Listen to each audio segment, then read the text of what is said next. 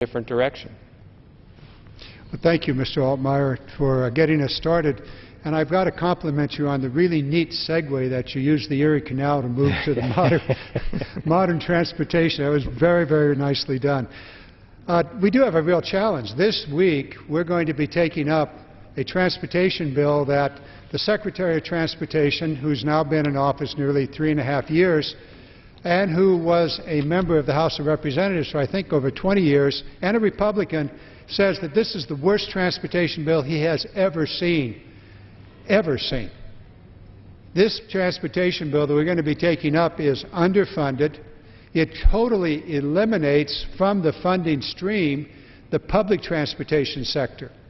So we're talking about Amtrak, buses, light rail, the metro systems here in Washington, New York, San Francisco, Chicago, Atlanta, and other places that are going to be cut out of the funding stream. There's a whole lot of other things that are within this piece of legislation that are nonsense and non-starters and ultimately detract from the goal that you so well stated, Mr. Altimire, of building that infrastructure that we need for a modern, thriving, growing economy that's based upon manufacturing. Now, if all you're doing is sending buy and sell signals over the Internet, I guess you don't need a highway. But if you're sending cars and rail systems and you're sending equipment back and forth across America, you better have all of that transportation infrastructure in place. So as we rebuild the American manufacturing sector, we will need this in place. Now, Mr. Tonko, you took the train from New York today. I did. What happened? You were talking about... yeah, well, there's concern expressed on that train that the transportation bill advanced in this House falls grossly short of what's needed.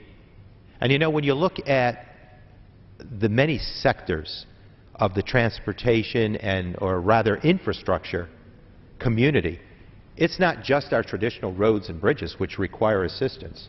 It's mass transit, it's rail, but it's also telecommunications, and it's energy, and it's water. So all of this infrastructure requires an investment.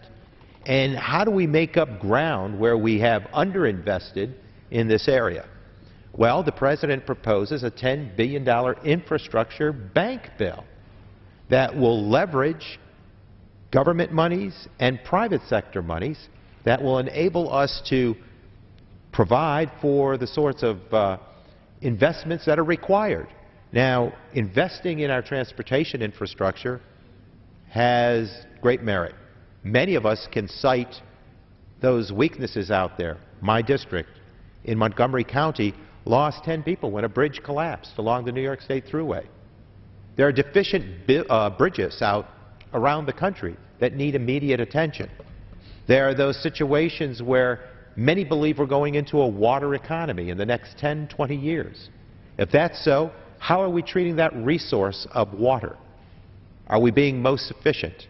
And energy. If we're going to move into a creative, innovative arena for energy supplies and diversify our mix, we need to retrofit the grid system in order to make it all work, in order to incorporate these ideas.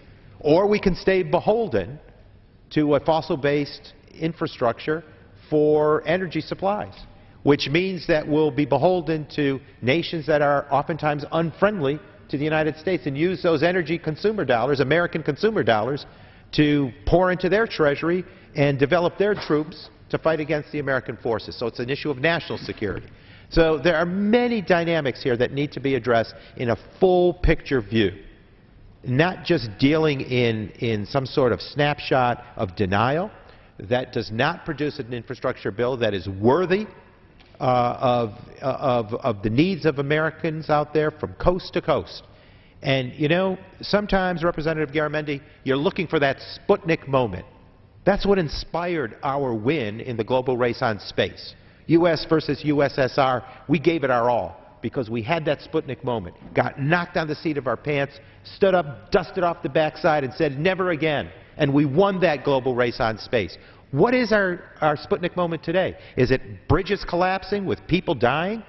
Is it paying god-awful prices for energy supplies and not creating our new energy supplies? Is it ignoring a water economy that is to come and will be a strength for this nation and a wisdom to invest in water resources? All of these moments could be referred to as Sputnik moments. And we need to take those experiences and that recent history and have it influence our thinking and have us go forward with a sound investment in infrastructure. So I see great potential here in this budget. I see great opportunity, and I see investing our way to opportunity, investing our way to an economic recovery, investing our way to the reigniting of the American dream, which is our principal foundation by the Democratic caucus in this House. Let's reignite that American dream. Let's do it through small business, through investment in entrepreneurs, and a thriving middle class. And infrastructure is prime amongst those areas of investment. Mr. Tonko, you're so very correct about reigniting the American dream.